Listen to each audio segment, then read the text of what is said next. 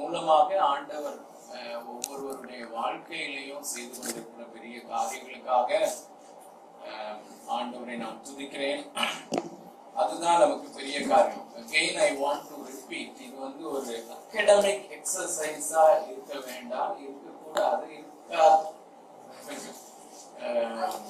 இதுல எப்படி சொல்லியிருக்கு, இதுல எப்படி சொல்லியிருக்கு, இதுல டிரான்ஸ்லேஷன் எப்படி இருக்குது, அப்படிப்பட்ட காரியங்களை நம்ம பார்ப்போம் அப்படின்னாலும் that is not going to be the end in itself. அதோடு கூட அது நம்முடைய நோக்கம் அல்ல. அல்டிமேட்டா நம்ம தேவனை காண வேண்டும், நம்முடைய கண்கள் திறக்கப்பட வேண்டும், நம்முடைய இருதயத்தினுடைய கண்கள் திறக்கப்பட வேண்டும். அதற்குதான் வசனம் எழுதப்பட்டிருக்கிறது. நம்முடைய இருதய கண்கள் திறந்து நம்ம தேவனை ஒவ்வொரு முறையும் பார்க்க வேண்டும் என்பது மட்டும்தான் நம்முடைய நோக்கம். அதுக்கு மீன்ஸாக இந்த வேதாகமத்தின் வார்த்தைகள், அர்த்தங்கள், இவைகளை நம்ம பார்க்கிறோம் அப்படிங்கிறது நமக்கு எப்பவுமே ஞாபகம் இருக்கணும். அந்த இந்த முழு ரோமருக்கு எழுதின நிருபத்தினுடைய அந்த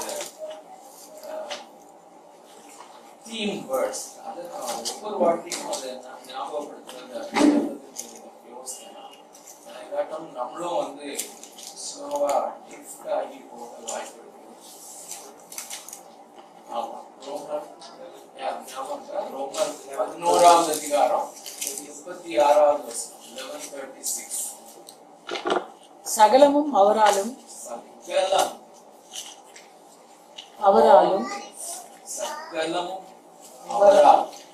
அவர் மூலமாயும் அவருக்காகவும் இருக்கிறது. அவருக்கே என்றென்றைக்கும் மகிமை உண்டாவதாக. ரோமருக்கு எழுதின நிருபத்தை நாம் கொஞ்சம் கொஞ்சமாக லிட்டில் பை லிட்டில் நம்ம போயிட்டு இருக்கிறோம். ஒவ்வொரு நாளும் கொஞ்சம் கொஞ்சம் தான் நம்ம அந்த பிரெட்ல இருந்து நம்ம டேஸ்ட் பண்ணுறோம். ஆனா அதுல தேவனை பார்க்க அந்த நோக்கத்தோடு கூட நாம அந்த அப்பத்தை நாம எடுக்கிறோம். அந்த பீஸ் ஆஃப் வேதாகம் முழுசும் ஒரு பெரிய அப்பம் அப்படின்னு சொன்னா அதுல ரோமருக்கு எழுதின நிருபம் என்ற மிக முக்கியமான ஒரு பகுதியை நாம உட்கொள்ள, அதை நாம திறக்கும் பொழுது இந்த காரியம் it is all for the glory of God and to see God. அவரை நாம் பார்க்கவும் அவரை மகிமைப்படுத்தவுமே அப்படிங்கிறது நமக்கு ஞாபகம் இருக்கட்டும்.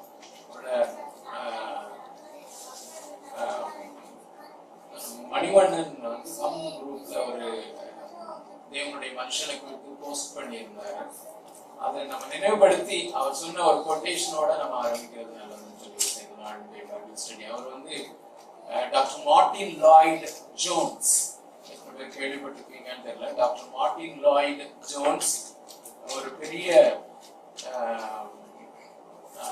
எழுப்புதல், அதாவது அவருடைய வாழ்க்கையே எழுப்புதலுக்காக, எழுப்புதலை குறித்து அதிகமாய் பேசினவரும் அந்த எழுப்புதலுக்கு என்ன தேவை என்கிறத சரியாக உணர்ந்து தேவனை குறித்தே மாத்திரம் மகிமைப்படுத்தி பேசின ஒரு தெய்வ மனுஷன்.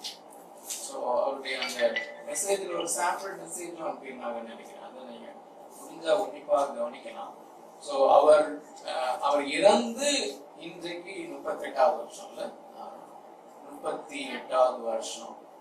ஸோ இப்படிப்பட்ட தேவ மனுஷர்களை நினைவு கூறுவது மிகவும் நல்லது. அவர் சொன்ன ஒரு கொட்டேஷன், அவர் சொன்ன வார்த்தைகளில் ஒன்றை நான் உங்களுக்கு இங்கிலீஷ்ல வாசிக்கிறேன், அது தமிழையும் அப்படின்னு சொல்றேன்.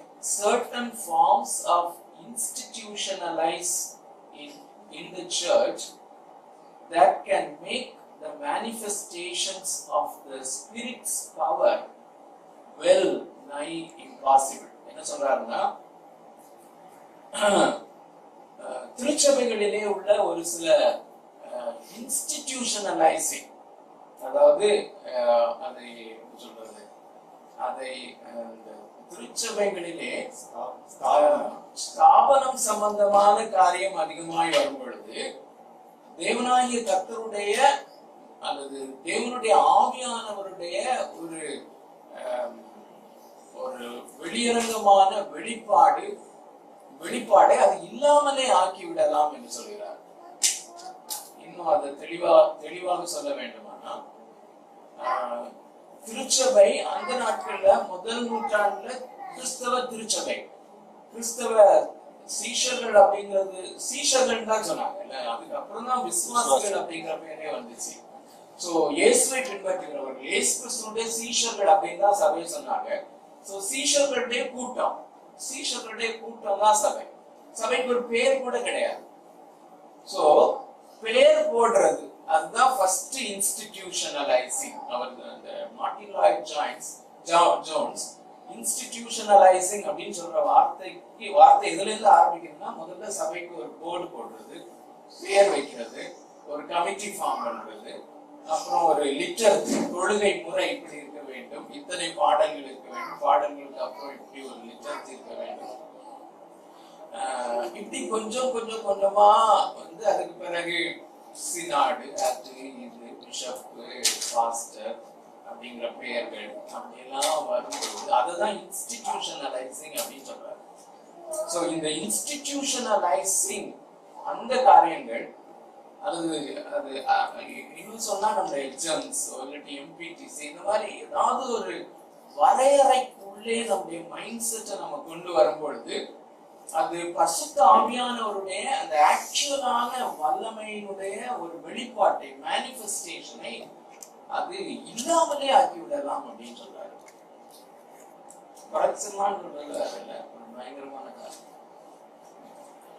சோ இந்த பைபிள் ஸ்டடி குரூப்ல let us be very careful. இது வந்து எந்த ஒரு சபை பாகுபாடும் இல்ல, டினாமினேஷன் பாகுபாடும் இல்ல, மிஷன் பாகுபாடும் இல்ல. God lovers, Reformation thinkers, God lovers, word lovers, Bible lovers ஒரு கூடுதல் அவ்வளவுதான். அப்படியே இருந்தா நல்லதுன்னு சொல்லி வச்சுக்கேன்.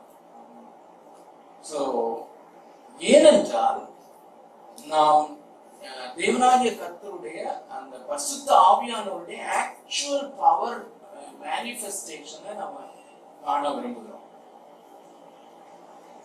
அதுக்கும் சத்தத்துக்கும் எந்த சம்பந்தமும் கிடையாது. மார்ட்டின் லாய்ட் ஜோன்ஸ் ஸ்டோரியை நீங்க வாசிச்சீங்கன்னா, அவர் நிறைய நேரங்கள்ல அவர் பிரசங்கம் பண்ணும்போது அந்த பிரசங்கம் ஒரு மாதிரி அப்ரப்டா முடிஞ்ச மாதிரி இருக்கணும். அப்படியே அவர் வந்து பக்கத்துல அந்த குறிப்பிட்ட பக்கத்துல இருக்கிற ஜெப அறைக்கு போயிடுவாராம். எல்லா அந்த சபையில இருக்கிற எல்லாருமே கிட்டத்தட்ட 3000 பேர் அந்த நாட்கள்ல அவர் வந்து கிட்டத்தட்ட 30 வருடமாக தொடர்ந்து அந்த என்ன சர்ச், இங்கிலாந்துல மிக முக்கியமான ஒரு சர்ச்ல அவர் பிரீச் பண்ணிட்டு பாஸ்டரா. 2000க்கும் அதிகமான மக்கள் வருவாங்க. அப்படியே மக்கள் வந்து அப்படியே எந்த பெரிய சத்தமும் இருக்காது, எல்லாருமே அழுதுட்டே இருப்பாங்க. எல்லாருமே அழுதுச்சு அந்த ஏங்கி அழுவாங்கல்ல, சத்தம் கேட்காது, வார்த்தைகள் இருக்காது, அந்த மாதிரி அழுகை வந்து அப்படி ஒரு கடவுளுடைய பிரசன்னம். God comes. சில வேளைகள்ல பெரிய இறைச்சல் உண்டாகிற அந்த அப்போஸ்தலர் 2வது அதிகாரத்துல நம்ம பார்க்கிற அந்த காரியம் நடக்கலாம். அவர்கள் கூடியிருந்த இடம் அசைந்ததுங்கிற மாதிரி காரியமும் நடக்கலாம். ஆனா இருதயங்கள் மாத்திரம் அசைஞ்சு அப்படி ஒரு சாலம் பிரசன்ஸ் ஆஃப் காடும் இருக்கலாம். எப்படி வேணாலும் இருக்கலாம். தேர்ட் பேட்ச்ல டிக்கன் சொல்லி ஒரு தம்பி படித்தாங்க. அவர் அடிக்கடி சொல்லுவாரு, we cannot put God in a box அப்படின்னு சொல்லி. தேவன் இப்படிதான் செயல்படுவார், தேவன் இப்படிதான் செயல்பட வேண்டும் என்று நாம் வரையறுக்க முடியாது, எதிர்பார்க்க முடியாது. ஆனா ஒன்னே நாம் எதிர்பார்க்கணும், ஆண்டவரே நீர் வர வேண்டும். We should experience God in our midst. என்னுடைய இருதயங்களிலேயும் வர வேண்டும், என்னுடைய இருதயங்கள் அசைக்கப்பட வேண்டும், இந்த இடத்திலே வர வேண்டும் அப்படிங்கிற அந்த நோக்கம் நமக்கு எப்பவுமே இருக்க வேண்டும். சோ தொடர்ந்து நம்ம இன்னைக்குள்ள பகுதிக்கு நம்ம போகலாம்.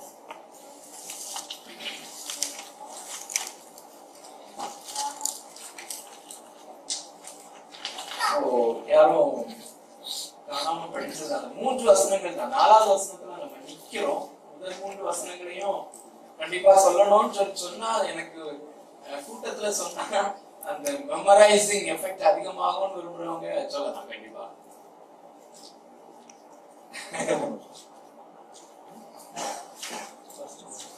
இயேசு கிறிஸ்துவின் ஊழியக்காரன், இயேசு கிறிஸ்துவின் 3 காரியங்கள் பவுலை பத்தி பார்க்கணும். இயேசு கிறிஸ்துவின் ஊழியக்காரனும் அப்போஸ்தலனாகும்படி அழைக்கப்பட்டவனும்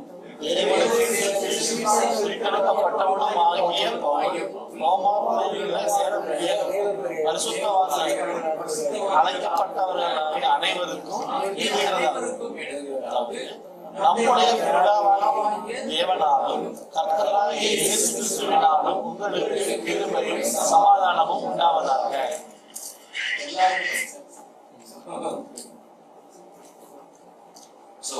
பவுலினுடைய அடையாளம், இதை எழுதுகிற அப்போஸ்தலனுடைய அடையாளம் 3. அது என்னன்னு ரொம்ப விவரமா பார்த்தோம். அப்போஸ்தலன் தேவனுடைய ஊழியக்காரன் அல்லது பாண்ட் சர்வன்ட், டவுலாஸ். பாண்ட் சர்வன்ட் அப்படின்னா என்ன? அப்போஸ்தலனாகும்படி அழைக்கப்பட்டது அப்படின்னு சொன்னா என்ன? தேவனுடைய சுவிசேஷத்துக்காக பிரித்தெடுக்கப்பட்டவன் அப்படின்னு சொன்னா என்ன அப்படின்னு சொல்லி பார்த்தோம். அந்த சுவிசேஷத்தை முழுமையா பார்க்கல, ஏன்னா இங்கிலீஷ் பைபிள்ல separated unto the gospel of God which is அப்படின்னு தொடர்ந்து வருது. அதனால அதுதான் நம்ம இப்ப பார்த்துட்டு இருக்கோம். அதுக்கப்புறம் விசுவாசிகளுடைய அடையாளம், அவர்கள் தேவ பிரியர், beloved of God, beloved of Christ அப்படின்னா என்னன்னு சொல்லி பார்த்தோம். பரிசுத்தவான்களாகும்படி அழைக்கப்பட்டவர்கள் அப்படின்னு சொன்னா என்னன்னு சொல்லி பார்த்தோம். அப்புறம் கிருபையும் சமாதானத்துல, கிருபையும் சமாதானத்தையும் நம்ம விவரமா பார்த்தோம். 3 வசனத்திலே டிவெலப் பண்ணிட்டு இருந்தோம். 4வது வசனத்துல துவக்கணும், அதை முடிக்கல. அந்த சுவிசேஷம் என்ன என்று சொல்லி நம்ம பார்த்து கொண்டிருந்தோம். அந்த முழு ரோமாபுரிக்கு எழுதின அந்த நிருபம், ரோமருக்கு எழுதின நிருபம் முழுமையுமே சுவிசேஷம் என்றால் என்ன என்பதை பவுல் விளக்குகிறது தான் அப்படின்னு சொல்லி பார்த்தோம். அந்த விவரமாக 16 அதிகாரங்களிலே விவரமாக அவர் விளக்குவதற்கு முன்பதாக ஒரு தீசிஸ் ஸ்டேட்மெண்ட் போல 3 வசனங்களிலே ரத்தின சுருக்கமாக சுவிசேஷத்தினுடைய மிக முக்கியமான 3 காரியங்களை வைக்கிறார் என்று அது 4வது வசனத்திலையும் 5வது வசனத்திலேயும் 6வது வசனத்திலும் 2 வசனம் 4, 5 ஆகிய 2 வசனங்களிலே அந்த சுவிசேஷத்தை குறித்து 3 காரியங்களை சொல்கிறார். அதிலே முதலாவது காரியத்தை தான் இந்த வசனத்துல நம்ம பார்க்கிறோம்.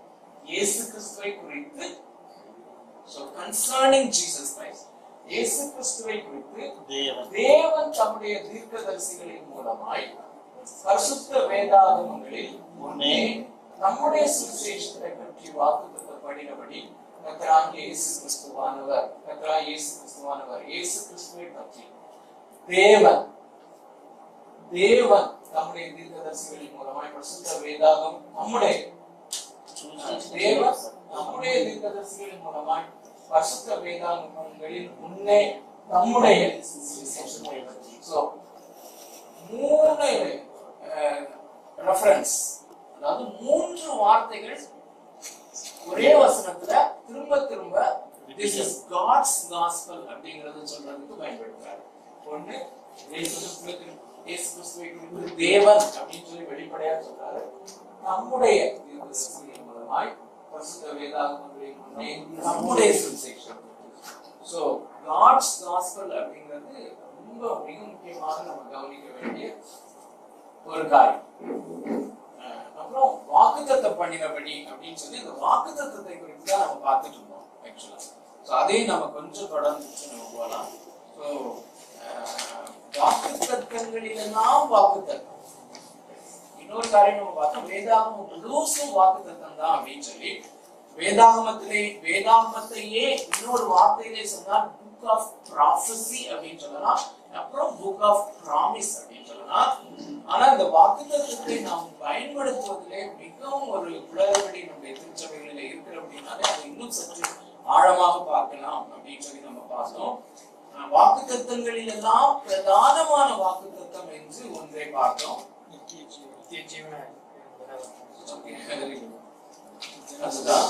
ஆனா இங்க என்ன? ஜெனசிஸ் 3. ஆமா, அது எதை குறித்த வாக்குத்தத்தம்? இயேசு கிறிஸ்துவை. இயேசு கிறிஸ்துவை குறித்த அப்படிங்கிறது என்னது? இப்போ நம்ம பார்க்கிறது, அதாவது இந்த 2 வசனத்திலையும் சுவிசேஷத்தை குறித்து சொல்லுகிறார். சோ சுவிசேஷம் வாக்கு பண்ணப்பட்டிருக்கிறது is equal to Jesus Christ is promised. ரெண்டும் ஒண்ணுதான். சோ சுவிசேஷம் வாக்குத்தத்தம் பண்ணப்பட்டிருக்கிறது, அதாவது இயேசு கிறிஸ்து வாக்கு பண்ணப்பட்டிருக்கிறார் அப்படிங்கிறது அர்த்தம் இல்லையா? சோ அதுதான் ஆதியாகமம் 3வது அதிகாரத்துல இருந்து நம்ம ட்ரேஸ் பண்ணிட்டு வந்தோம்.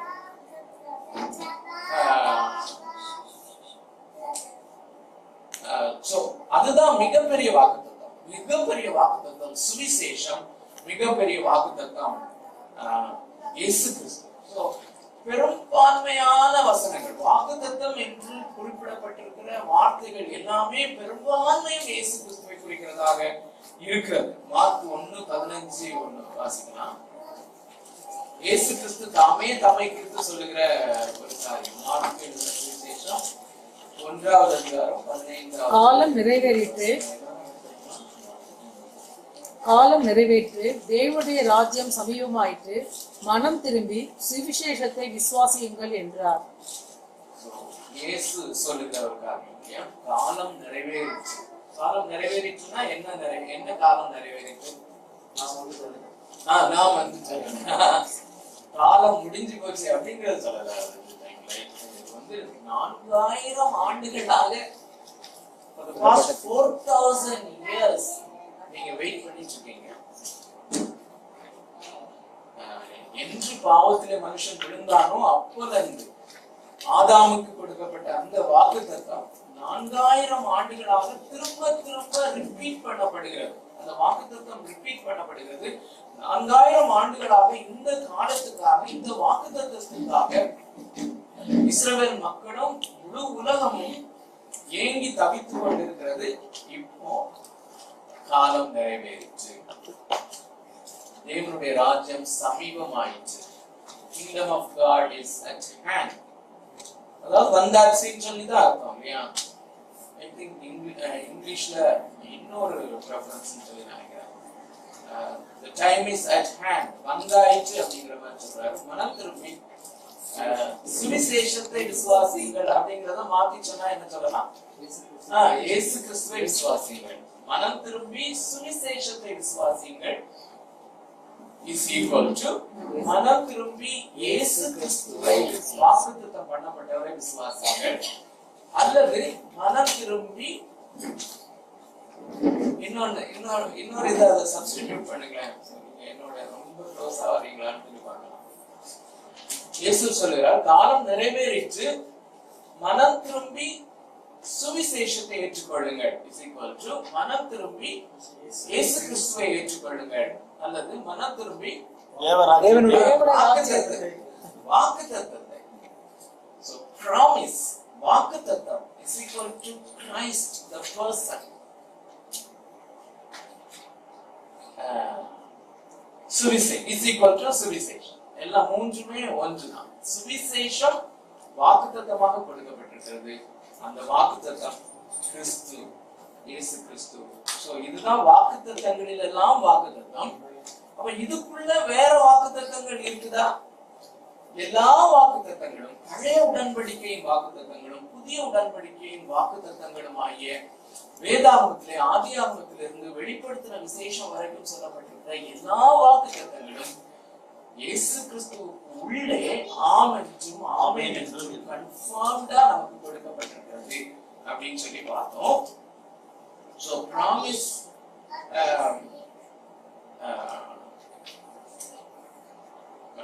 வாக்குத்தத்தங்களின் நிறைவேறுதல் இயேசு கிறிஸ்துவுக்கு உள்ளே. அப்புறம் இப்போ நிறைவேறி கொண்டிருக்கிற இந்த வாக்குத்தத்தங்கள், நாம் பிடித்து கொண்டு போகிற இந்த வாக்குத்தத்தங்கள் எதற்காக கொடுக்கப்பட்டிருக்கிறது? அதுதான் ரொம்ப ரொம்ப முக்கியமான காரியம். அதுக்கப்புறம் அதாவது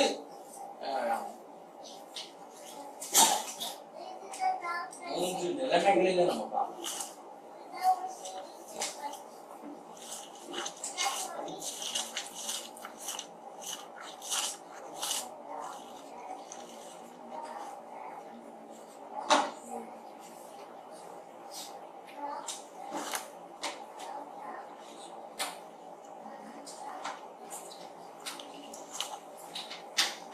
இந்த வாக்குத்தத்தங்கள் இயேசு கிறிஸ்து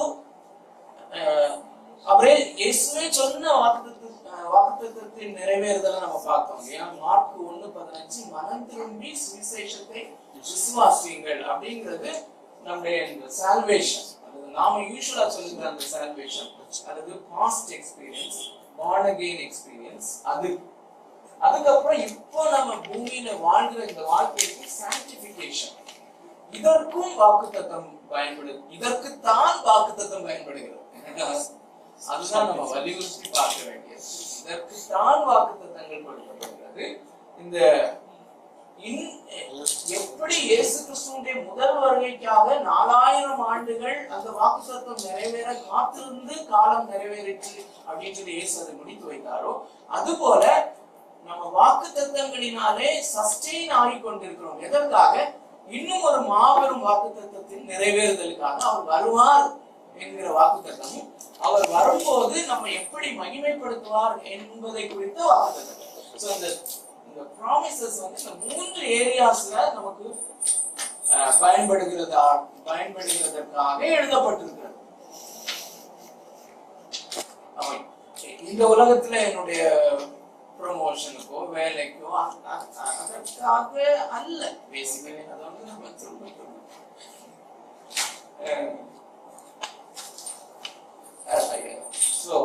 அது எப்பயுமே நமக்கு அந்த கவுண்டரான காரியங்கள் பிசாசு என்ன செய்து கொண்டிருக்கிறான் அப்படிங்கிறதும் நமக்கு உடனே அது பிளாஷ்பேக் மாதிரி வரட்டும். ஆனால் ஆண்டவர் நம்மை கேர் பண்ணுகிறேன் என்று நிறைய வாக்குத்தத்தங்கள் கொடுத்திருக்கிறார். அதெல்லாம் நமக்கு தான். எதற்காக கேர் பண்ணுகிறார்? நம்ம சாங்டிஃபை ஆகி எப்படியாயிரும் இந்த குளோரிஃபிகேஷனை நம்ம மிஸ் பண்ணிடக்கூடாது, எப்படியாயிரும் நம்ம இருக்க வேண்டும் என்பதற்காக. சோ அந்த இளங்கோ ஜோம் பண்ணும்போது பயன்படுத்துற அந்த வார்த்தை போன வாரம் நம்ம வாசித்து தான். ஆனாலும் திரும்பியும் நம்ம அதை வாசிக்கலாம். 2 பேதுரு 1வது அதிகாரம் 4வது வசனம். இந்த சாங்டிஃபிகேஷன், இந்த ப்ராசஸ்ல தேவனுடைய வாக்குத்தத்தம் எப்படி நமக்கு உதவி செய்கிறது அப்படிங்கறத கொஞ்சம் நம்ம விவரமா நம்ம பார்க்கலாம். 2 பேதுரு நிச்சயினால் எல்லாரும் எடுத்துறோம். I want everybody to look into his or her own Bible. உங்களுடைய சொந்த வேதாகமத்திலே இன்னொரு இது என்னன்னா, நம்ம இந்த பைபிள் ஸ்டடிக்கான எல்லாருமே பைபிள் கொண்டு வரீங்க, நாட் டிஜிட்டல் பைபிள். ஏன்னா நீங்க வர நாட்கள்ல வேணா கலரிங் பென்சிலையும் பண்ணுவாங்க. அப்பவே அதை வந்து இந்த மாதிரி பிரிச்சு வார்த்தையா ஃப்ரேஸா சென்டென்ஸா பிரிச்சு அதுல ஆமா கலர் பண்ணி அந்த மாதிரி ஒர்க் பண்ணலாம். அது வந்து டிஜிட்டல்ல முடியாது. சோ 2 பேதுரு 1வது அதிகாரம் 4வது வசனம். எல்லாருமே வாசிக்கும் போது உங்க பைபிளை நல்ல பாருங்க. இச்சையினால் உலகத்துக்கு உண்டான கேட்டுக்கு தப்பி திவ்ய சுவாபத்துக்கு பங்குகளாகும் பொருட்டு மகா மேன்மையும் ஆழ்மையுமான வாக்குத்தத்தங்களும் அவைகளினாலே நமக்கு அருளப்பட்டிருக்கிறது. இந்த வாக்குத்தத்தங்களினுடைய நேச்சர் எப்படி போட்டிருக்கு, என்ன அதனுடைய அட்ஜெக்டிவ் எப்படி பேதுரு பயன்படுத்துறாருன்னு பாருங்க. மகா மேன்மையும் அருமையான வாக்குத்தத்தங்கள். Promises are very precious. அது மாத்திரம் இல்ல, மகா மேன்மையானது. அது என்ன செய்து? இச்சையினாலே உலகத்தில் உண்டான கேட்டுக்கு, உலகத்துல முதல்ல உண்டான அந்த கேட்டுக்கு நாம தப்பி திவ்ய சுபாவத்துக்கு பங்குள்ளவராகும் பொருட்டு, டிவைன் நேச்சருக்கு, தேவனுடைய சுபாவத்துக்கு உங்களை அழைத்தவர் பரிசுத்தராய் இருக்கிறது போல நீங்களும் பரிசுத்தராய் இருங்கள் அப்படிங்கிறதா நம்முடைய அழைப்பினுடைய தன்மை. அவருக்கேற்ற பரிசுத்தமாய், அவர் விரும்புகிற பரிசுத்தம் அவரை போல நாம் மாறுவதற்கு அப்படிங்கிறது அந்த திவ்ய சுபாவம். சரியா? தேவனுடைய சுபாவம் நம்மிலே வரும்படியாய் தான் அந்த மகா மேன்மையும் அருமையுமான வாக்குத்தத்தங்கள் நமக்கு அருளப்பட்டிருக்கிறது. இன்னொரு ரெஃபரன்ஸ் நம்ம வாசிக்கலாம். பவுல் எழுதும் போது இதுதான் அவருக்கு மனசுல இருந்ததா அப்படிங்கிற காரியங்கள் இந்த வசனங்கள்ல நமக்கு வெளிப்படும். 2 கொரிந்தியர் 7வது அதிகாரம் 1வது வசனம் இன்னும் அந்த நோட்ஸ்ல இருக்குது. 7 2 கொரிந்தியர் 7. இப்படிப்பட்ட வாக்குத்தத்தங்கள் இப்படிப்பட்ட வாக்குத்தத்தங்கள் நமக்கு உண்டாயிருக்கிறபடியினால் சோ அந்த வாக்குத்தத்தங்கள் எதற்காக அப்படிங்கிறது தான் வருது இல்லையா? உண்டாயிருக்கிறபடியினால் அப்படின்னு சொல்லி வந்துச்சுன்னா ஓகே. பிரியமானவர்களே, மாம்சத்திலும் ஆவியிலும் உண்டான எல்லா அசுசியும் நீங்க நம்மை சுத்திகரித்துக் கொண்டு பரிசுத்தமாக்குதலை தேவ பயத்தோடு பூரணப்படுத்த கடவோம். So எதுக்காக? Is it very clear? Sanctification. அது மாத்திரம் இல்ல, ஆக்சுவலா நம்ம எல்லாருக்குமே தெரியும், ரீசெண்டா தான் 1400கள் அல்லது 800கள்ல தான் இந்த சாப்டர் டிவிஷன் வந்தது. ஆக நம்ம அதிகாரமா பிரிக்காம இருக்கிறது நல்லது படிக்கும் போது ஆகிடும். இந்த 7வது அதிகாரம் 1வது வசனத்துக்கு முன்னால அப்போஸ்தலனாகிய பவுல் எதை பற்றி எழுதி கொண்டிருக்கிறார் என்றால் 14வது, அதாவது 6வது அதிகாரம் 14வது வசனத்துல இருந்தே பாத்தீங்கன்னா be holy, அதுதான் அவருடைய டாபிக். அந்த தலைப்பின் கீழே அவர் பேசிட்டு இருக்கும்போது 14வது வசனத்துல அந்நிய நுகத்திலே அவிசுவாசிகளுடன் இணைக்கப்படாதிருப்பீர்களாக, அநீதிக்கும் சம்பந்தம் எது, ஒழுக்கங்களுக்கும் ஐக்கியம் எது, கிறிஸ்துவுக்கும் வேலையாளுக்கும் அவிசுவாசிகளுடன் விசுவாசம். பரிசுத்த வாழ்க்கையை குறித்து சொல்லிக் கொண்டிருக்கும் போது பாருங்க, இந்த வாக்குத்தத்தங்கள் sanctificationக்காக கொடுத்திருக்குன்னு நம்ம படிக்கிறோம். But how does it actually work? அது எப்படி ஃபங்க்ஷன் ஆகுது அப்படிங்கறத நம்ம நல்லா தெரிஞ்சிருக்கணும். பார்ப்போம் வாக்குத்தத்தங்கள். அப்பனா வாக்குத்தத்தங்கள் sanctificationக்காக கொடுத்திருக்கு அப்படின்னு சொன்னா அதை கிளைம் பண்ணி அப்படி ஜெபம் பண்ணுவாங்கல்ல, அது அப்படி ஜெபம் பண்ணா அப்படி பரிசுத்தம் வந்துருமா? வராது. There is a definite way how these promises work. இந்த வாக்குத்தத்தங்கள் எப்படி வேலை செய்யும் என்று ஒரு திட்டம் உண்டு, அல்லது ஒரு குறிப்பிட்ட விதத்திலே அது வேலை செய்கிறது. அதுதான் இந்த இடத்துல ரொம்ப கிளியரா நம்ம பார்க்கிறோம். சோ வாக்குத்தத்தம் அப்படின்னு சொல்லி வந்தாலே அது எப்படி ஆபரேட் பண்ணும் அப்படிங்கறத கொஞ்சம் கெஸ் பண்ண முடியுமா? நம்ம மேபி போன வாரத்துக்கு முந்தின வாரம் உள்ள பைபிள் ஸ்டடி. சோ அநேகம் நீங்க லிங்க் பண்றீங்க, அதுக்காக நான் ஆண்டவரை துதிக்கிறேன். சோ எவ்ரிதிங் உங்களுக்கு ரெலவென்ட் ஆனது அப்படியே ஸ்டோர் ஆகுது. அதை நீங்க பர்சனல் டிவோஷன் பண்ணும்போது அதை அழகா லிங்க் பண்றீங்க. நிறைய பேருடைய ஃபீட்பேக்ல இருக்கு. சோ அந்த மாதிரி லிங்க் பண்ணி பாருங்க. Through faith. Through faith. Very good. Praise God. Through faith. This is the system, how it works. So வாக்குத்தத்தங்கள் சாங்டிஃபிகேஷனுக்காக, பரிசுத்தமாகுதல் அப்படிங்கிற ப்ராசஸ்ல நம்ம வளருவதற்கு வாக்குத்தத்தங்கள் கொடுக்கப்பட்டிருக்கிறது. தேவனுடைய வாக்குத்தத்தங்கள் எல்லாமே ஒரு குறிப்பிட்ட சிஸ்டத்துல வர்க்காது. எப்படின்னு சொன்னா விசுவாசத்திலே நாம் அதை அனுபவிக்கணும். So then practically how does it work அப்படிங்கிறது தான் இந்த இடத்துல நம்ம ஒரு எக்ஸாம்பிள நம்ம பார்க்கிறோம். 16வது வசனம் வாசிக்கலாம். அதாவது 2 கொரிந்தியர் 6:16. தேவனுடைய ஆலயத்துக்கும் விக்கிரகங்களுக்கும் சம்பந்தம் இல்லை. நான் அவர்களுக்குள்ளே வாசம் பண்ணி அவர்களுக்குள்ளே உலாவி அவர்கள் தேவனாய் இருப்பேன். அவர்கள் என் ஜனமாய் இருப்பார்கள் என்று தேவன் சொன்னபடி நீங்கள் ஜீவனுள்ள தேவனுடைய ஆலயமாய் இருக்கிறீர்கள். இந்த 16வது வசனம் என்னது? என்ன கேட்டகரியில சேர்க்கலாம்? கமாண்டா, ப்ராமிஸ், வாக்குத்தத்தம். அப்படிதானே? என்ன வாக்குத்தத்தம்? ஆண்டவர் என்ன சொல்லுகிறார்? நான் அவர்களுக்குள்ளே வாசம் பண்ணி அவர்களுக்குள்ளே உலாவி அவர்கள் தேவனாய் இருப்பேன் அப்படின்னு சொல்லி விசுவாசிகளுக்கு ஆண்டவர் கொடுக்கிற வாக்குத்தத்தம். மேலா அந்த பேதுரு உபயோகப்படுத்தின அந்த vocabulary எங்க யோசிச்சு பாருங்க. அந்த வாக்குத்தத்தம் எப்படிப்பட்ட வாக்குத்தத்தம்? மகா மேன்மையானதும் அருமையான ஒரு வாக்குத்தத்தத்தை கொடுத்திருக்கிறார். என்ன?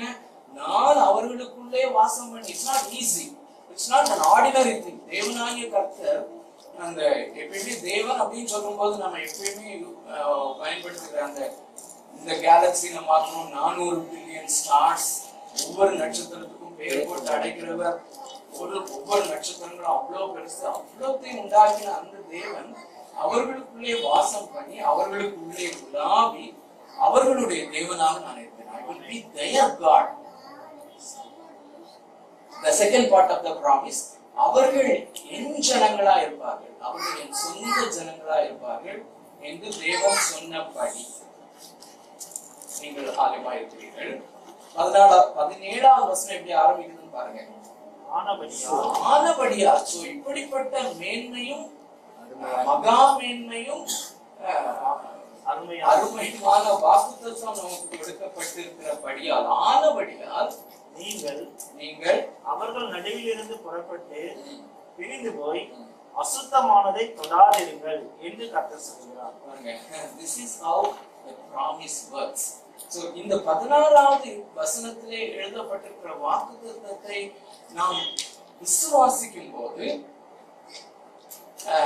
நேச்சுரலா நாம அவர்களிலிருந்து பிரிந்து, so that becomes the ground basis for verse 17. 17வது வசனத்திலே சொல்லப்பட்டிருக்கிற அந்த பரிசுத்தத்தினுடைய நடவடிக்கைக்கு பேஸ் அல்லது கிரவுண்ட் என்னன்னா 16வது வசனத்திலே சொல்லப்பட்டிருக்கிற வாக்குத்தத்தம். இப்போ இனி again we should make it very clear. இந்த வாக்குத்தத்தத்தை விசுவாசிக்கிறதுனா என்னது? இது நம்ம தொடர்ந்து பார்த்துட்டு இருக்கோம். பட் ஸ்டில் விசுவாசிக்கிறதுனா என்னது? நம்பிக்கைனா என்னது? ஏன்னு சொன்னா நம்ம மனதிலே சரி இதை நான் அப்படியே நம்புகிறேன், இந்த வசனத்தை நாம் அப்படியே நம்புகிறேன் அப்படின்னு சொன்னா பிசாசும் நம்புறோம், பயந்து நடுங்குகிறான்.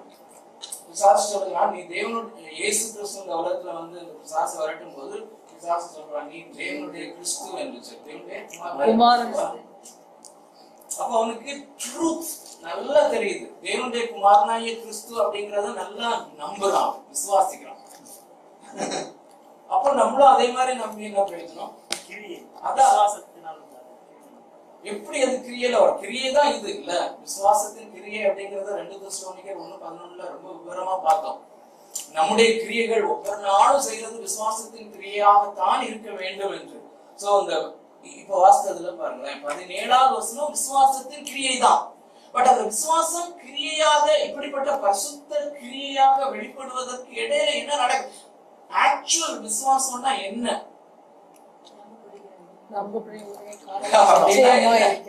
Again we are philosophizing. அது திரும்ப திரும்ப நம்ம நமக்கே புரியாத காரியங்களை நம்ம போட்டுக்கிட்டே இருக்கோம்ல. எப்பவுமே இதுதான் ஆக்சுவலா அந்த 4ST அப்படிங்கறத 3S நம்ம சுருக்கிக்கலாம். இந்த இதுக்கு ஏற்ற மாதிரி இதை தவிர இதற்கு குறைந்தது விசுவாசம் கிடையாது. இதுதான் விசுவாசம். பாருங்கள், இந்த வாக்குத்தத்தங்களிலே தேவனை பாருங்கள். மகா மேன்மையானதும் அருமையுமான வாக்குத்தத்தம் என்று சொன்னால் என்ன? This comes from God. God is equal to His promise. God speaks through His promises. God, when He opens His mouth, it comes as promises. வார்த்தைகளாக வருகிறது. மனுஷன் அப்பத்தினாலே மாத்திரமல்ல, தேவனுடைய வாயிலிருந்து புறப்படுகிற ஒவ்வொரு வார்த்தையினாலும் பிழைப்பான். சோ அந்த வார்த்தைகளை திறக்கும் பொழுது, அல்லது வாக்குத்தத்தங்களை திறக்கும் போது, அதிலே the person behind the promise பார்ப்போம். See God. சோ அதுதான் நம்முடைய வேத பாடங்களினுடைய மிக முக்கியமான நோக்கம். Then what follows?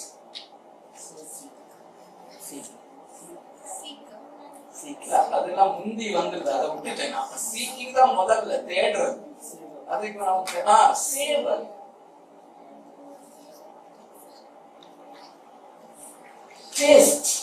அல்லது ருசி பாருங்கள். கர்த்தர் தயவுள்ளவர் என்பதை நீங்கள் ருசி பார்த்தது உண்டானால், சோ வேதாகமத்தின் வார்த்தைகளிலே வாக்குத்தத்தங்களிலே இயேசுவை காண காண, தேவனை காண காண அவரை நாம டேஸ்ட் பண்ணுகிறோம். அப்படின்னா பிராக்டிகலா என்ன? அந்த சுகர்னு எழுதி நக்கின மாதிரியா? என்ஜாய் பண்ணு. Rejoicing, enjoying. இப்போ நீங்க ஒரு சிலர் அப்பப்போ ஃபீட்பேக் கொடுக்குறீங்க, அப்போ அவங்க சொல்லும் போதே ஒரு ஒரு feeling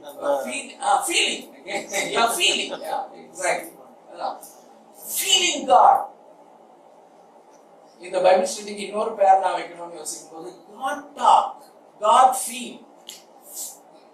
Think about God, thinking of God, thinking God, always filling your mind with God. And when அந்த நம்முடைய மனசு, நம்முடைய பிரெயின்ல ஆண்டவரை தியானிக்கும் போது, அல்லது ஆண்டவர் யார் என்கிற எண்ணங்களாலே நம்முடைய மனதை நாம் நிரப்பும் போது, நம்முடைய இருதயம் கொழுந்து விட்டு எரிகிறது. இருதயத்தினுடைய கண்கள் திறக்கப்பட்டு நம்ம பார்க்கும்போது இருதயத்திலே நாக்கம் இருக்கு. சோ இருதயத்துல இந்த இருதயம் இல்ல, உள்ளான மனுஷன்ல கண்கள் இருக்கிற மாதிரி அந்த கண்கள் திறக்கப்படும் போது நம்ம அவரை பார்க்கிறது போல இருதயத்திலே நாக்கும் இருக்கு. சோ அந்த நாக்கு ஒருவேளை அந்த நாக்குல டேஸ்ட் பட்ஸ் இருக்குது. அந்த டேஸ்ட் பட்ஸ் ஒருவேளை மறந்து போயிருக்கலாம். நமக்கு மறக்கல, ஆண்டவர் கிருபையாக அந்த டேஸ்ட் பட்ஸ் நம்ம பண்ணியிருக்கிறாரு. So saver and then satisfied. Being satisfied. So viswasam, one of the key words that will be repeated in Romans. ரோமர்கள் எழுதின நிருபத்திலே வாக்குத்தத்தம் அப்படிங்கிற வார்த்தை நிறைய வரும், விசுவாசம் நிறைய வரும். அதனால அந்த அடிஸ்தானத்துல நம்ம கொஞ்ச நேரம் டுவெல் பண்ணாலும் பரவாயில்ல, சரியாக புரிந்து கொள்வோம்.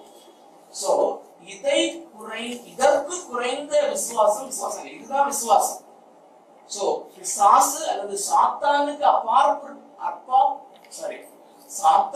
அப்பாற்பட்ட முறையிலே நாம் அவரை விசுவாசிக்க வேண்டுமானால் இதுதான் ஆக்சுவல் அர்த்தம். சாத்தானும் ஃபேக்ட் அப்படியே நம்புறான், ஆனா இது அவனுக்கு கிடையாது. he hates it. he knows the truth. ஆமா, அது அவனுக்கு ஆனா பிடிக்காது.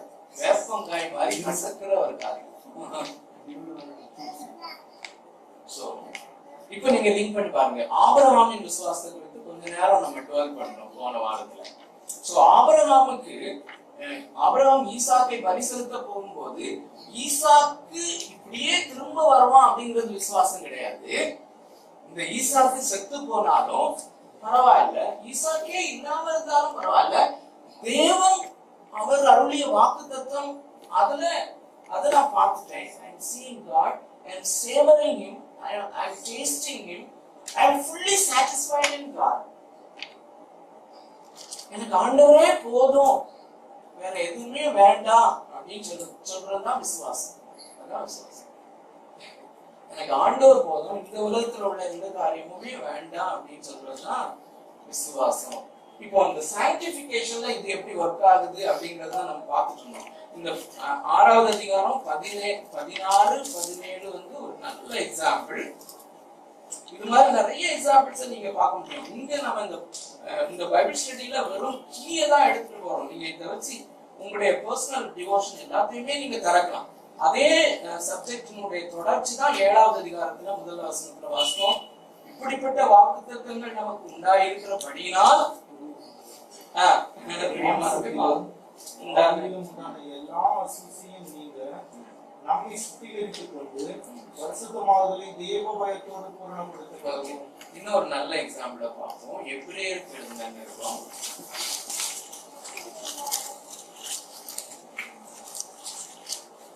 11வது அதிகாரம் வசனத்தை நல்லா பாருங்க. Think along with me. பரிசுத்த ஆவியானவர் உங்களோட உங்களுடைய இருதயத்துடைய கண்களை இன்னும் வித்தியாசமா திறக்கிறதுக்கு உங்க அருகாமையில உங்களோட இருக்கிறார். அவரோடு கூட சேர்ந்து திங்க் பண்ணுங்க. God, the Holy Spirit wants you and me to think. 24வது வசனம் வாசிக்கலாம். விசுவாசத்தினாலே மோசே தான் பெரியவனான போது பார்வோனுடைய குமாரத்தின் மகன் எனப்படுவதை வெறுத்து அநித்தியமான பாவதோஷங்களை அனுபவிப்பதை சந்தோஷங்களை பார்க்கிறோம். அநித்தியமான பாவ சந்தோஷங்களை அனுபவிப்பதை பார்க்கிலும் தேவன் ஜனங்களோட துன்பத்தை அனுபவிப்பதை தெரிந்து கொண்டு is making a choice. அவன் ஒரு தீர்மானம் பண்ணுகிறான், அவன் ஒரு டிசிஷன் எடுக்கிறான். அந்த டிசிஷன் என்ன டிசிஷன்? பியூட்டிஃபுல். எவ்வளவு அழகா விசுவாசத்தை குறித்து அழகாக எழுதி கொடுக்கப்பட்டிருக்கிறது, மிக அழகா.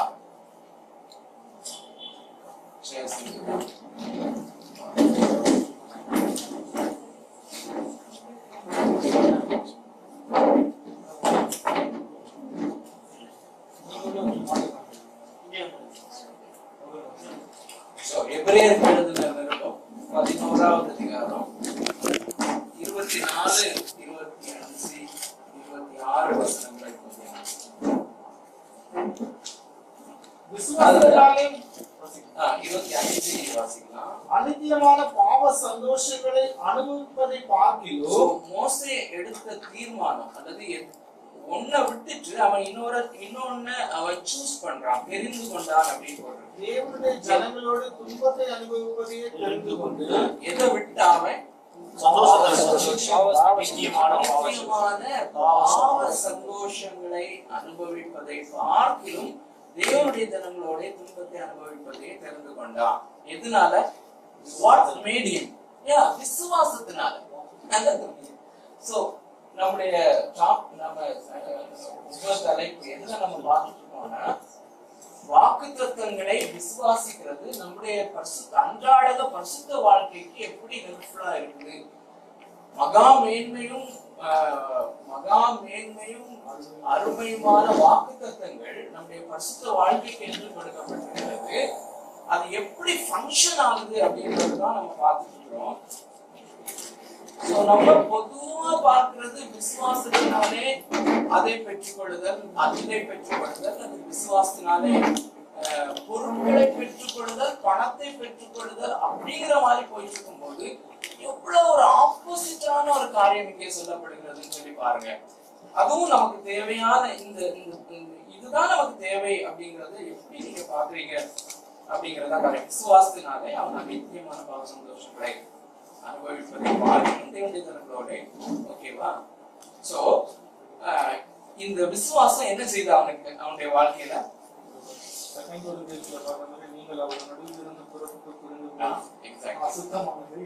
அதனுடைய விளக்கம், அது எப்படி ஃபங்க்ஷன் ஆகுது அப்படின்னு சொல்லி. இப்போ இந்த seeing, savoring, being satisfied, தேவனை பார்த்தல் அல்லது தேவனுடைய வாக்குத்தத்தம் நடக்கும். தேவனுடைய வாக்குத்தத்தங்களிலே தேவன் என்கிற நபரை பார்த்தல், தேவனுடைய வாக்குத்தத்தங்களிலே தேவனை ருசி பார்த்தல், தேவனுடைய வாக்குத்தத்தங்களிலே அவரிலும் முழுமையாய் சாட்டிஸ்ஃபை ஆகிறது.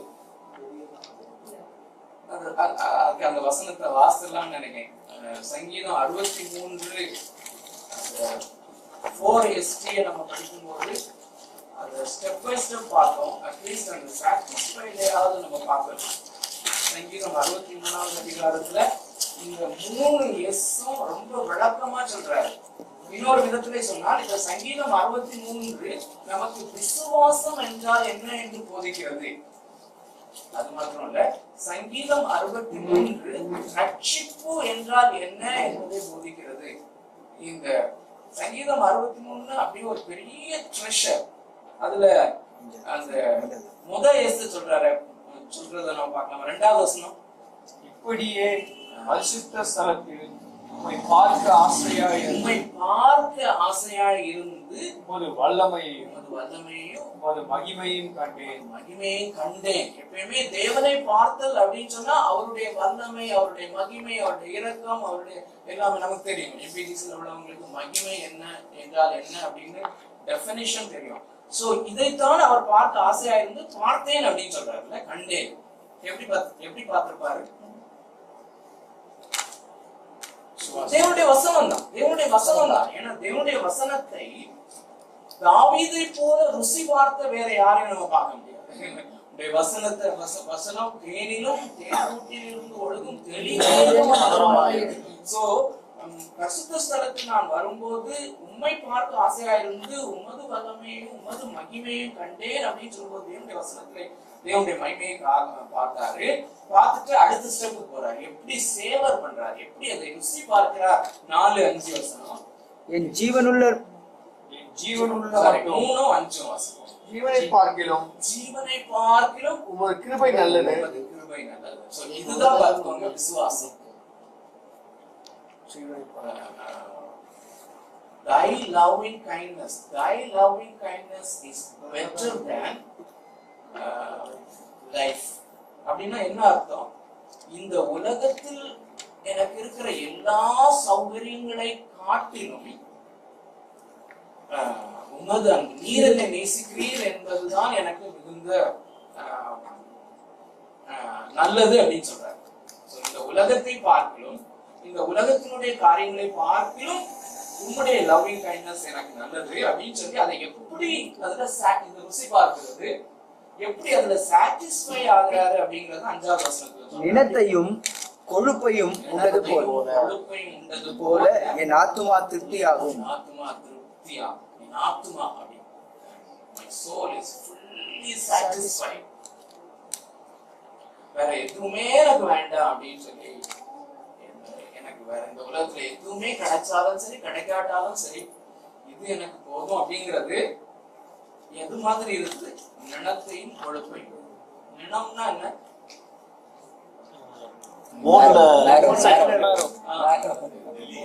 உள்ள இருக்கிற மேரம். அந்த போன் மேரோஸ்னால எப்படி எனக்கு தெரியாது, தெரியும்.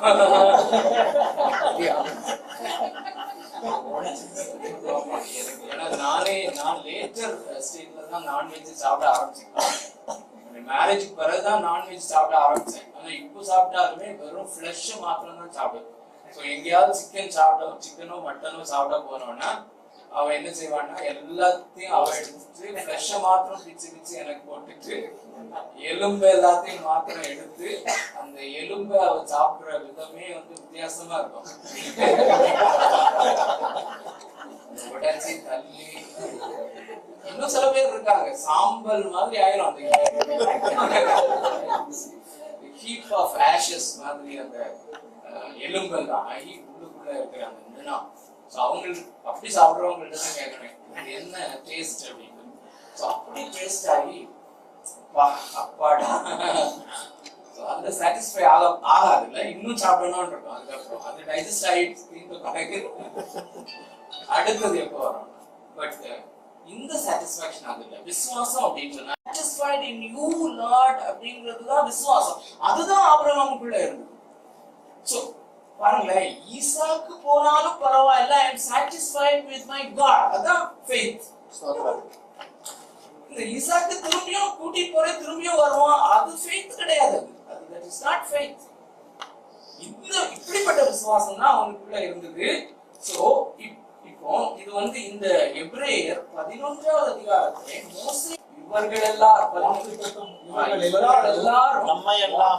பண்ணப்பட்டவைகளை அடையாமல் வாக்குத்தத்தம் பண்ணப்பட்ட பொருட்களை, அப்படிதான் இங்கிலீஷ் பைபிள்ல போட்டிருக்கு. They didn't receive the things promised in this earth. இவர்கள் எல்லாரும் வாக்குத்தத்தம் பண்ணப்பட்ட பொருட்களை, பணங்களை அல்லது காரியங்களை இந்த உலகத்திலே அடையாமல் தூரத்திலே அவர்களை கண்டு விசுவாசித்தார். நம்பி விசுவாசம் நம்பிக்கையும் கொஞ்சம் வித்தியாசம். விசுவாசம் நமக்கு இந்த உலகத்துல நம்மளை சஸ்டெயின் பண்ணுது. அந்த விசுவாசம் நமக்கு இனிவரும் பலன் மேல் நம்பிக்கையை உண்டாக்குது. ரொம்ப முக்கியமான ஒரு காரியம்.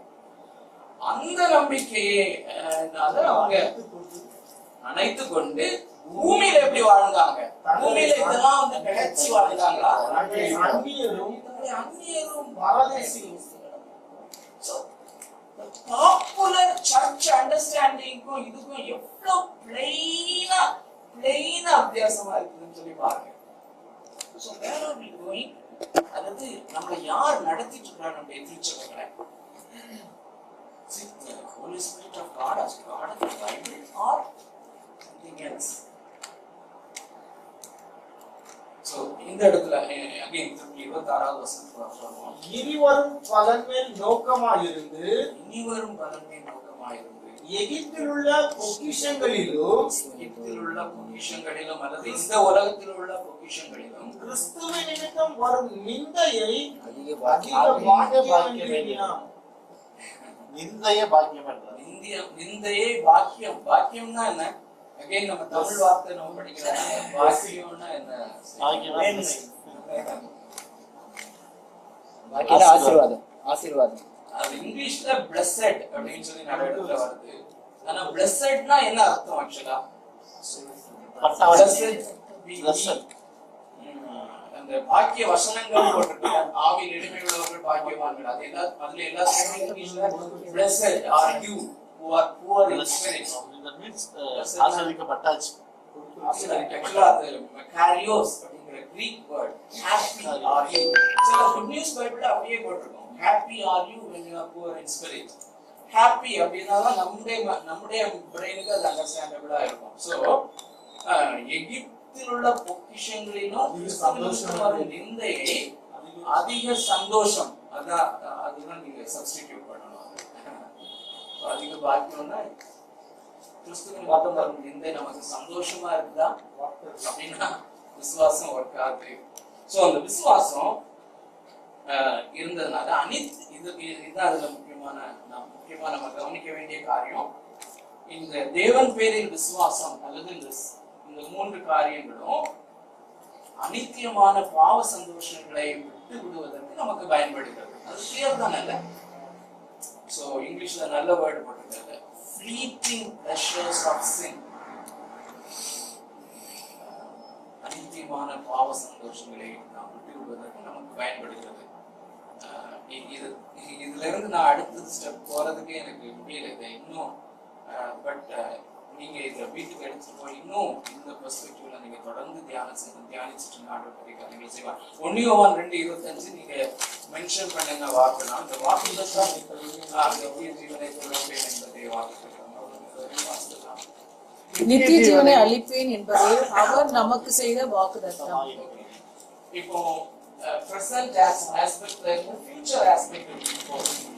சோ வாக்குத்தத்தங்களை மூன்றாக நம்ம பிரித்து விடலாம். ஒன்று நம்முடைய ரட்சிப்பு என்று நாம் சொல்லுகிற அந்த பாவத்திலிருந்து விடுதலை பெறுகிற அந்த காரியத்திற்கு, அப்புறம் அன்றாடம் நாம பாவத்திலிருந்து விடுதலை பெற்று ஒரு பரிசுத்த வாழ்க்கை வாழ்வதற்கு, அப்புறம் மூணாவது நம்ம எதிர்நோக்கி இருக்கிற அந்த குளோரிபிகேஷன். அதுதான் 2 பேதுரு 3:9 வாசிக்கிறோம்.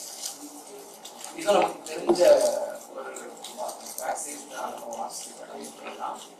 2 பேதுரு 3வது அதிகாரம்.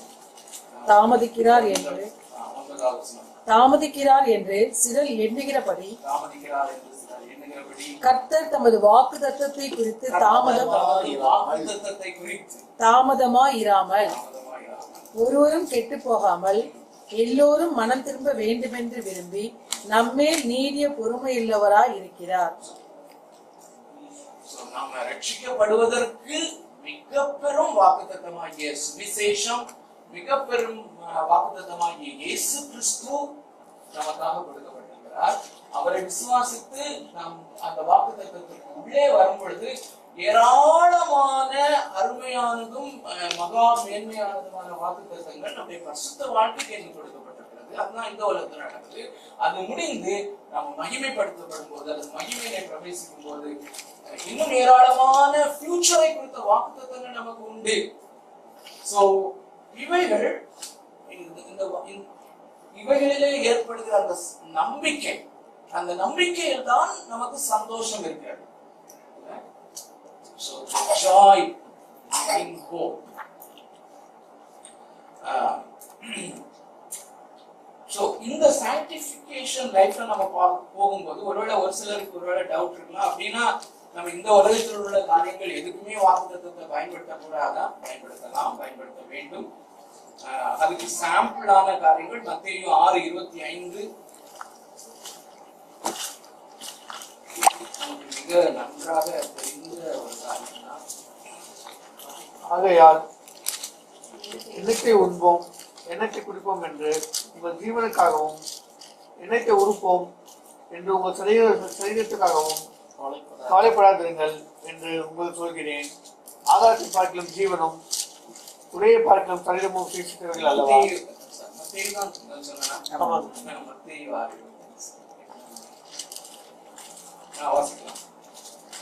ஆகையால் எண்ணத்தை உண்போம் எண்ணத்தை குடிப்போம் என்று உங்கள் ஜீவனுக்காகவும் எண்ணத்தை உடுப்போம் என்று உங்கள் சரீரத்துக்காகவும் கவலைப்படாதிருங்கள் என்று உங்களுக்கு சொல்கிறேன்.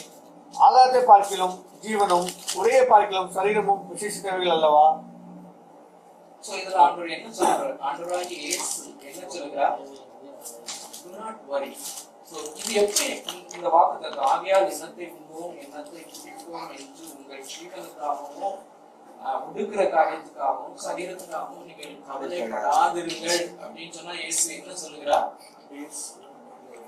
கீழதான் வரோம்னு நினைக்கிறாங்க. உங்கள் பரமபிதா உங்கள் தேவைகளை அறிந்திருக்கிறார். ஒன்னமே அறிந்திருக்கிறார். உங்களுக்கு என்ன தேவை என்று அவர் அறிந்திருக்கிறார். நம்முடைய தேவைகளை அவர் பூர்த்தி செய்கிற தேவன். ஆனால் நீங்கள் இந்த வாக்குத்தத்தத்தை நம்புங்கள், அல்லது இந்த வாக்குத்தத்தத்தை கொடுக்கிற என்னை நீங்க பாருங்கள், சேவர் பண்ணுங்க, சாட்டிஸ்ஃபைடா என்னிலே சாட்டிஸ்ஃபைடா இருங்க. இந்த கான்டெக்ஸ்ட் நீங்க பாருங்களேன். எதற்காக அவர் சொல்லுகிறார் என்றால் 19வது வசனத்தில் இருந்தே எதை குறித்து அவர் பேசுகிறார் என்றால், நல்லா கவனிங்க. ரொம்ப இன்னைக்குதான் நான் அந்த கான்டெக்ஸ்ட் நானே பார்த்து பூமியிலே உங்களுக்கு பொக்கிஷங்களை சேர்த்து வைக்க வேண்டாம். சோ நீங்கள் இந்த 25வது வசனத்திலே சொல்லப்பட்டிருக்கிற இந்த வாக்கு தத்தங்களை நீங்கள் இப்படி விசுவாசிப்பீர்களானால், விசுவாசம்னாலே இதுதான், சாத்தானுடைய விசுவாசம் இல்ல. இப்படி நாம் விசுவாசிப்போமானா, இப்படி வாக்குத்தத்தம் செய்திருக்கிறவர் மிகவும் அருமையானவர். He is so sweet to me. He is enough for me. I am so satisfied in that person and his words and in his promises. அப்படின்னு சொன்னா அவங்க என்ன எப்படி வாழ்வாங்க, அது எப்படி அவங்களுடைய வாழ்க்கையை பாதிக்கிறது, அவங்களுடைய பரிசுத்த வாழ்க்கையை எப்படி பாதிக்கிறது. பூமியிலே சேர்த்து வைக்க மாட்டாங்க. Again it is repeated. பாருங்க, இயேசுவே பேசின மிகப்பெரிய டாபிக்ஸ்ல அதிகமாய் அவர் பணத்தை குறித்து தான் பேசி இருக்கிறார். பணம் ரொம்ப முக்கியமானது. பணம் தேவனாகிய கர்த்தருக்கு எதிரியான காரியம். ஆகையினால்தான் இயேசு, எனக்கு ஆச்சரியம், இயேசு மிக அதிகமாய் பேசி இருக்கிறது பணத்தை ஹேண்டில் பண்றது, பணத்தை குறித்து ஜாக்கிரதையான. If you want to win over God, நீங்கள் கடவுளை நீங்கள் ஆதாயப்படுத்திக் கொள்ள வேண்டும். இயேசுனுடைய நண்பர்களாக, இயேசுவை நேசிக்கிறவர்களா இருக்க வேண்டும். ஆனால் அதற்கு முதல் எதிரி நம்முடைய பண வாழ்க்கை தான். சோ 20வது வசனம் again repeat பண்றாரு. பரலோகத்தில் உங்களுக்கு பொக்கிஷத்தை சேர்த்து வையுங்கள். very plain. 21வது வசனம் உங்களுடைய பொக்கிஷங்கள் எங்கே இருக்கிறதோ அங்கேதான் உங்க இருதயமும் இருக்கும். 24வது தொடர்ந்து அதே டாபிக் தான் பேசிட்டு வர்றாரு. 2 எஜமான்களுக்கு ஊழியம் செய்ய ஒருவனாலும் கூடாது, ஒருவனை பகைத்து, அதாவது நல்லா சப்ஸ்டிட்யூட் பண்ணுங்க, வேற ஒண்ணுமே இல்ல, பணத்தை பகைத்து இயேசுவை சிநேகிப்பான். அப்படி தேவனுக்கும் உலக பொருளுக்கும் யூ கான்ட் சர்வ், பண்ணவே முடியாது அப்படின்னு சொல்றாரு. சோ இப்படிப்பட்ட 19வது வசனத்துல இருந்து 24வது வசனம் வரையிலும் உள்ள வாழ்க்கை தரத்திற்கு உங்களுக்கு உதவி செய்வது என்னது? 25வது வசனத்துல இயேசு சொன்ன வாக்குத்தத்தம். அமேசிங் ஜீசஸ் எவ்வளவு அழகா காரியங்களை சொல்லி இருக்கிறார். சோ இந்த வாக்குத்தத்தத்தை பிடித்துக் கொண்டு நம்ம 2 காரியங்களை ஓவர் கம் பண்ணலாம். ஆங்ஸைட்டி அப்படிங்கிற பாவத்தை நாம் ஏற்படலாம். அதாவது கவலைப்படுதல் ஒரு பாவமா? பாவம் இல்லையா? கவலைப்படுதல் ஒரு பாவம், ஆங்ஸைட்டி. சோ இந்த ஆங்ஸைட்டியை நம்ம ஓவர் கம் பண்ணலாம் இந்த வாக்குத்தத்தத்தை பிடித்துக் கொண்டு. பரிசுத்த வாழ்க்கையில நாம் முன்னேறுவது எப்படின்னு சொல்லி பார்க்கிறோம். அப்புறம் பணம் அப்படிங்கிற அந்த பிசாசையும் நம்ம ஓவர் கம் பண்ண முடியும். சோ இப்படிதான் நமக்கு இந்த வாக்குத்தத்தங்கள் வேலை செய்கிறது என்பது இந்த பிரின்சிபிளை நம்ம தெரிந்து கொள்ளும். இன்னொரு காரியம், சரி இன்னைக்கும் நம்ம இதுல ஸ்டக்கப் ஆயிடக்கூடாது. உங்களுடைய அந்த நோட்ஸ் கையில இருக்கும்னா அடுத்தது இன்னொரு கேள்வி நான் கேட்டிருக்கேன். How will you answer to a believer who prayed for safety for their journey by quoting the promises in Psalm 91:10 and 2 and all the way they met with a fatal accident? என்னன்னா ஒரு நபர் யாத்திரைக்கு கிளம்பும் போது சங்கீதம் 91வது அதிகாரம் 10-12 வசனங்கள் அத வாக்குத்தத்தமா சொல்லி ஜெபம் பண்றாரு. யாராவது காணாம சொல்ல முடியுமா? 91வது சங்கீதம் நிறைய பேருக்கு தெரியும். சங்கீதம் 91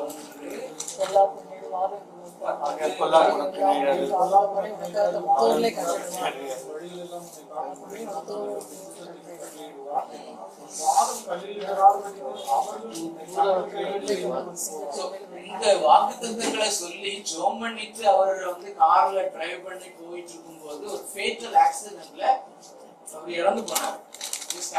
இது ஒரு சில கூடுகைகள்ல சொல்லியிருக்கேன். என்னுடைய நண்பர் ஒருவருடைய வாழ்க்கை நடந்தது. என்னுடைய ஃப்ரெண்ட் அல்லது நான் மென்டர் பண்ணிட்டு இருந்த ஒரு தம்பி சென்னையில ஒரு பெரிய ஹையர் செகண்டரி ஸ்கூல்ல டீச்சரா இருந்தான். அவனுடைய மனைவி வந்து ஹைகோர்ட்ல கிளர்க்கா இருந்தான்.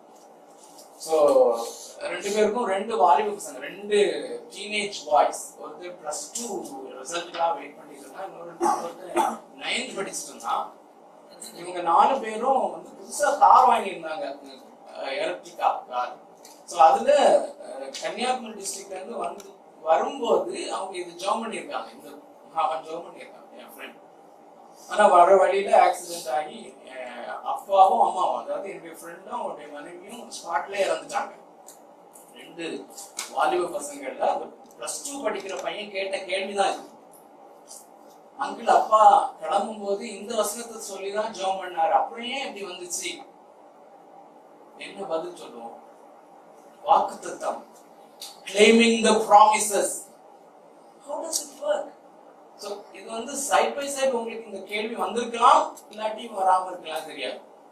வந்திருக்கோம்னா இதற்கு நமக்கு எப்படி உதவி கிடைக்கும்னா, லூக்கா எழுதிய வாக்குத்தத்தங்கள் எப்படி, how does it work அப்படிங்கிறதுக்கு ஒரு நல்ல எக்ஸாம்பிள்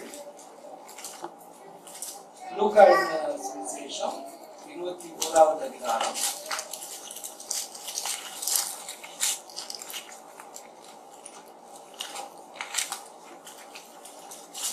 இந்த மாதிரி நீங்க என்கவுண்டர் பண்ணப்பட்டிருக்கீங்களா? இல்லாட்டி உங்க வாழ்க்கையில இப்படிதான வாக்குத்தத்தம் இருக்குது, ஆனா இப்படி நடந்திருக்கேன், சுகமாக்குவேன் அப்படின்னு சொல்லி ஆண்டவர் சொன்னாரு. கேன்சர்ல இருந்து சுகமாக்குவேன் அப்படின்னு சொல்லி ஆண்டவர் சொன்னாரு. ஆண்டவர் சொன்னாரா இல்லாட்டி நீங்களா நம்பிட்டு தெரியாது. ஆனா அப்படியே செஞ்சுட்டாங்க. சில பேர் அதுல ரொம்ப பிடியா இருக்காங்கல்ல, கண்டிப்பா ஆண்டவர் பண்ணிடணும் சொல்லியிருக்காரு பிரதர், கண்டிப்பா இவங்க கேன்சர் பெட்ல இருந்து எழும்புவாங்க, ஆனா செத்துட்டாங்க. அது எப்படி ஹேண்டில் பண்ணுவீங்க? அத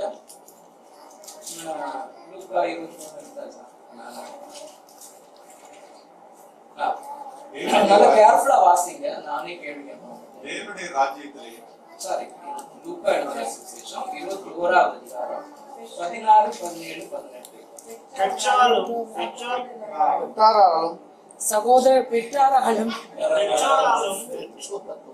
பெற்றாராலும் சகோதரராலும் பந்து ஜனங்களாலும் சிநேகிதராலும் காட்டிக் கொடுக்கப்படுவீர்கள். உங்களில் சிலரை கொலை செய்வார்கள். என் நாமத்தின் நிமித்தம் எல்லாராலும் பகைக்கப்படுவீர்கள். ஆனாலும் உங்கள் தலைமயிரில் ஒன்றாகிலும் அழியாது. உங்கள் வினோதமா தெரியுதா?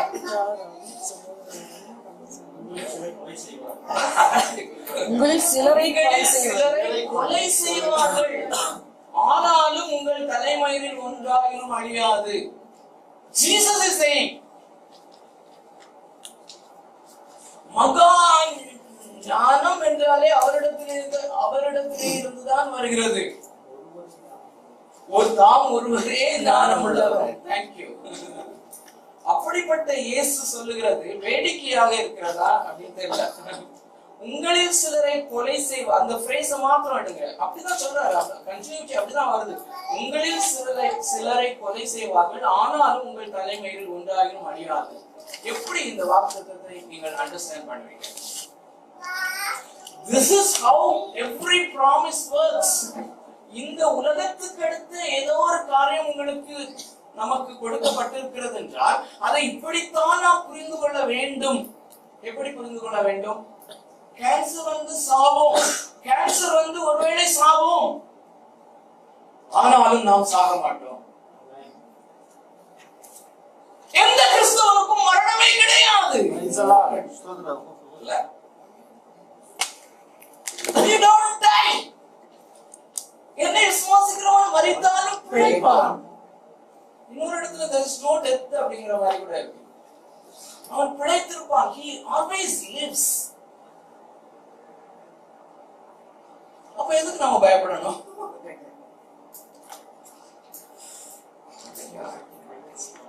தலைமையில் ஒன்றாயும் அழியாது, பியூட்டிஃபுல்லி வேர்டட் ஜீசஸ் கிரைஸ்ட். உங்களை அழிக்க முடியாது, உங்களை ஆத்துமாக்களை அழிக்க வல்லவராய் அவருக்கே பயப்படுங்க. அவருக்கே பயப்படுங்க. Eternal destruction. அதுதான் முக்கியம். So தேவன் கொடுத்திருக்கிற வாக்குத்தத்தங்கள் எல்லாமே ஆம் என்றும் ஆமென் என்றும் நம்மை நித்தியத்திலே கொண்டு சேர்ப்பதற்காகவே கொடுக்கப்பட்டிருக்கிறது. Not to live a prosperous life in the earth at all. இவ்வளவு வார்த்தைகள்ல நமக்கு தெளிவாயிருக்கணும். ஸோ அந்த என்னுடைய நண்பருடைய மகனுக்கு சொல்லணும்னா இதுதான் சொல்லணும், பட் ஆனா அவங்க புரிஞ்சுக்குவானான்னு தெரியாது. ஸோ என் ஃப்ரெண்டு எனக்கு ரொம்ப க்ளோஸ் ஆன தம்பி, அவன் சொல்லுவான், எனக்கு அவனுக்கு தெரியும் எனக்கு வந்து என்ன ஸ்டேஜ்ல நான் எல்லாத்தையும் விட்டுட்டு போனேன் அப்படிங்கிறதெல்லாம். ஆனா நீங்க சென்னைக்கு எப்போ வந்தாலும் நீங்க ஃபேமிலியா தங்குறதுக்குன்னு ஒரு தண்ணி 2வது மாடியில ஒரு வீடு கட்டி உங்களுக்குன்னு ஒரு அறை கட்டி வச்சிருக்கேன். It is for you. எப்போ வந்தாலும் நீங்க ஸ்டே பண்ணலாம். என்னை ரொம்ப நேசித்தார் அது. So this is how promises work. சரி, இப்போ அடுத்த குறிப்புக்கு போகலாம். காட்ஸ் காஸ்பல் வாக்குத்தத்தத்துல இருந்து போயிட்டோம். மேபி வர்ற நாட்கள்ல இன்னும் விசேஷமா பார்க்கலாம். ப்ளீஸ் இதை குறித்து எடுக்கிற உங்களுடைய சப்சிடியரி கொஸ்டின்ஸ், கேள்விகளை நீங்க எப்போ வேணாலும் கேட்கலாம். போன்ல எப்போ வேணாலும் தொந்தரவு பண்ணலாம். இந்த காரியத்தை குறித்து மாத்திரம் நீங்க எப்போ வேணாலும் பேசலாம். தொடர்ந்து பேசுவோம். இங்கேயே அந்த காரியத்தை டிஸ்கஸ் பண்ணி முடிவு பண்ண டிஸ்கஷன் வைக்கணும்னு சொல்லி யோசிக்கிறோம். ஆனா இது வந்து வித்தியாசமான பைபிள் ஸ்டடியா போயிட்டு இருக்குது. இந்த ஃபோரத்துல முடியுமான்னு தெரியல. But I always love questions or discussions. அதை பர்சனலாவது பண்ணலாம், இது தனியாக ஒரு நாட்கள்ல நம்ம பண்ணலாம். ஸோ வாக்குத்தத்தம் என்பது சுவிசேஷத்தை குறித்த வாக்குத்தத்தம் அல்லது இயேசு கிறிஸ்துவை குறித்த வாக்குத்தத்தம் அப்படின்னு சொல்லி பார்த்தோம். இயேசு கிறிஸ்துவை குறித்து தேவன் தம்முடைய தீர்க்கதரிசிகளின் மூலமாய் பரிசுத்த வேதாகமங்கள், இந்த 2 ஃப்ரேஸை மாத்திரம் கொஞ்சம் நம்ம பார்த்து முன்னால போலாம். So promised before through his prophets, by his prophets ன்னு போடல. அதாவது தேவன் தம்முடைய தீர்க்கதரிசிகளை கொண்டு அப்படின்னு சொல்லி போடல. தீர்க்கதரிசிகள் மூலமாய். இந்த ரெண்டுக்கும் ஒரு சின்ன டிஃபரன்ஸ் இருக்குது. தேவன் தாமே ஒரு சேனல் மூலமாய் செய்கிறது. சோ இந்த சேர்ஸ் எல்லாம் அரேஞ்ச் பண்றது, இளங்கோவை வச்சு செய்யறது அப்படிங்கிறது ஒண்ணு. இளங்கோ மூலமா செய்யறது அப்படின்னு சொல்லி நானே நின்று நானே செய்கிற காரியம். சோ அவர் செஞ்சு வச்சிருப்பாரு, அவரை கொண்டு செய்வித்தேன் அப்படிங்கிறது வேற, நானே நின்று செய்கிறது த்ரூ. சோ அது பார்க்க வேண்டிய ஒரு காரியம். ஹோலி ஸ்கிரிப்சர் நம்முடைய தீர்க்கதரிசிகள் மூலமாய் பரிசுத்த வேதாகமங்கள். சோ வேறு எந்த வேதத்தையோ பகவத்கீதையோ குரானையோ இப்படி அவங்க குறிப்பிட்டிருக்கான்னு தெரியல. பட் செட் அபார்ட் அல்லது யுனிக் கிறிஸ்தவர்களுடைய வேதாகமம் பரிசுத்த வேதாகமம் அப்படின்னு சொல்லி எழுதப்பட்டிருக்கிறது. இதன் அடிப்படையிலே தான் எழுதப்பட்டிருக்கிறது. அது மிக முக்கியமான ஒரு காரியம். அந்த அப்போஸ்தலர் 17:2-3 வசனங்களை மாத்திரம் வாசித்து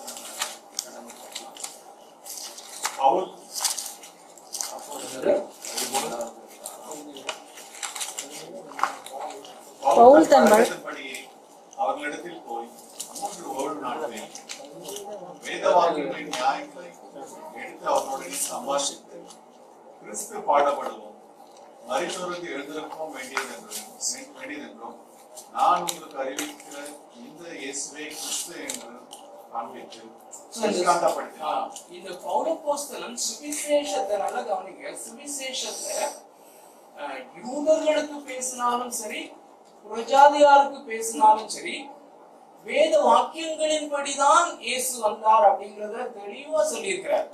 it is not a new religion. ஒரு பீகார்ல நாங்க சுவிசேஷத்தை சொல்லும் போது இன்வேரியபிளி எங்களுக்கு கிடைக்கிற பதில் வந்து ஹிந்துயிசத்தை பத்தி ஒரு அழகான வார்த்தை சொல்லுவாங்க. हमारा धर्म जो है सनातन धर्म அப்படின்னு சொல்லுவாங்க. அதாவது சனாதன் தர்மம்னா அழியாத ஆண்டாண்டு காலமா இருக்கிற ஒரு ரிலிஜன் அப்படின்னு சொல்லுவாங்க. அது இந்துக்களுக்குள்ள ஊர்ல ஒரு காரியம். கிறிஸ்தவம் இப்போ 2000 வருஷங்களுக்கு முன்பதாக வந்தது. ஆனால் எங்களுடைய மதம், இந்து மதம் சனாதன் தர்மம். தமிழ்லயே அது சொல்றாங்கன்னு நினைக்கிறேன், சனாதன தர்மம் சொல்லி. புரிஞ்சு சொல்றாங்களா புரியாம சொல்றாங்க. இட்டர்னல், அதுக்கு அர்த்தம் வந்து அவர் ரிலிஜன் இஸ் இட்டர்னல் அப்படின்னு சொல்லி இந்துக்கள் சொல்கிறார்கள். அது தவறான காரியம். ஆனால் அதற்கு கவுண்டராக இருக்கிறது காஸ்பல்.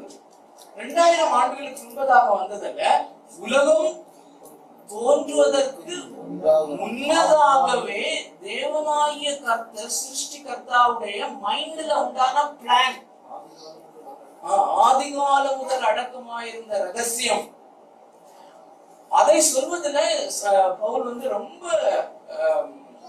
உன்னிப்பாக அதை செய்கிறார். அது ரொம்ப முக்கியமான காரியம். சோ இந்த வேத வாக்கியங்களை பற்றி அல்லது யூதர்களை பற்றி நாம காஸ்பல் சொல்ற இவங்களுக்கு என்ன தெரியும் அப்படின்னு சொல்லி நம்ம விடக்கூடாது அப்படின்னு நான் நினைக்கிறேன். ஏனென்றால் பவுல் அப்படிதான் பயன்படுத்தி இருக்கிறார். நம்ம யாரை குறித்தும் பயப்பட வேண்டியதோ, அவங்க நம்ம நிறைய நேரம் நினைக்கிறது நம்ம இந்த டேர்மை சொன்னா அவங்களுக்கு புரியுமா புரியாதா. Don't worry about that. Gospel doesn't work like that. அவங்களுக்கு புரியுறதும் புரியாததும் அது நம்ம கையிலே இல்லை. நாம வந்து சுவிசேஷத்தை மாத்திரம் உள்ளதை உள்ளபடியே சொல்லும் போது ரொம்ப முக்கியமான ஒரு காரியம். ஏன் அதனால்தான் காட்ஸ் காஸ்பல் அப்படிங்கிறது மிக முக்கியமான ஒரு காரியம். அது இப்படிதான் அப்படின்னு சொல்லும்போது அதை அப்படியே சொல்லுவோம். சொல்லும் பொழுது it is 100% Holy Spirit of God உடைய வேலை. நம்ம சொல்லும் போது ஏதோ ஒண்ணு காரியம், ஒரு வசனத்தை எடுத்து பரிசுத்த ஆவியானவர் திடீரென்று அவங்களுடைய இதயத்தை தரப்பார். That is how people are born again. அப்படிதான் நாமளும் மறுபடியும் பிறந்தோம். அதை திரும்பி பாருங்க. நம்ம ரோமர் எழுதின நிருபத்தை படிக்கிறதுடைய இன்னொரு நோக்கம் என்னவென்றால், முதல் பைபிள் ஸ்டடியில நான் சொன்ன ஞாபகம் தெரியல, நம்முடைய born again எக்ஸ்பீரியன்ஸ், நாம் ரட்சிக்கப்பட்ட போது நம்முடைய வாழ்க்கையில ஆக்சுவலா என்ன நடந்தது என்பதை இந்த புத்தகத்தை படிக்கும் போதுதான் நமக்கு தெரியும். அது ஒரு எக்ஸ்பீரியன்ஸ் நமக்கு இருந்தது. ஆனா அந்த எக்ஸ்பீரியன்ஸ் எப்படி நடந்தது, அதனுடைய மேன்மை என்ன அப்படிங்கறத நம்ம காணணும்னா ரோமர் எழுதின நிருபத்தை படிக்கணும். அதை படிக்கும் போதுதான் நம்ம மீனிங்ஃபுல்லா ஆண்டவருக்கு நம்ம நன்றி செலுத்த முடியும் அப்படிங்கிறது ஒரு முக்கியமான காரியம். சோ இன்னொரு ரெஃபரன்ஸ் நீங்க நோட் பண்ணி வீட்டுல வாசிங்க. 1 கொரிந்தியர் 15:3-4. அங்கேயும் பவுல் சுவிசேஷத்தை சொல்லும் போது, அல்லது சுவிசேஷம் என்றால் என்ன என்று சொல்லும் போது வேத வாக்கியங்களின் படி அப்படின்னு சொல்லி ஆரம்பிக்கிறத நம்ம பார்ப்போம். அது முக்கியமான காரியம். 1 கொரிந்தியர் 15:3-4 இப்போ வாசிக்க வேண்டாம், ஜஸ்ட் நோட் பண்ணிக்கோங்க. போகணும் சீக்கிரமா மற்றபடியும் நமக்கு இப்ப டிலே ஆகிட்டே இருக்குது. 8:15 எப்படியும் முடிக்க முயற்சி செய்வோம். இன்னைக்கு நான் முடிச்சுட்டு பெங்களூர் டிராவல் பண்ணணும். அதனால ஆக்சுவலா லாஸ்ட் ஃப்ரைடேவே இந்த கடைசி குறிப்புக்கு நான் போயிடணும்னு ரொம்ப சந்தோஷமா இருந்தேன். பட் போக முடியல. அட்லீஸ்ட் இன்னைக்காவது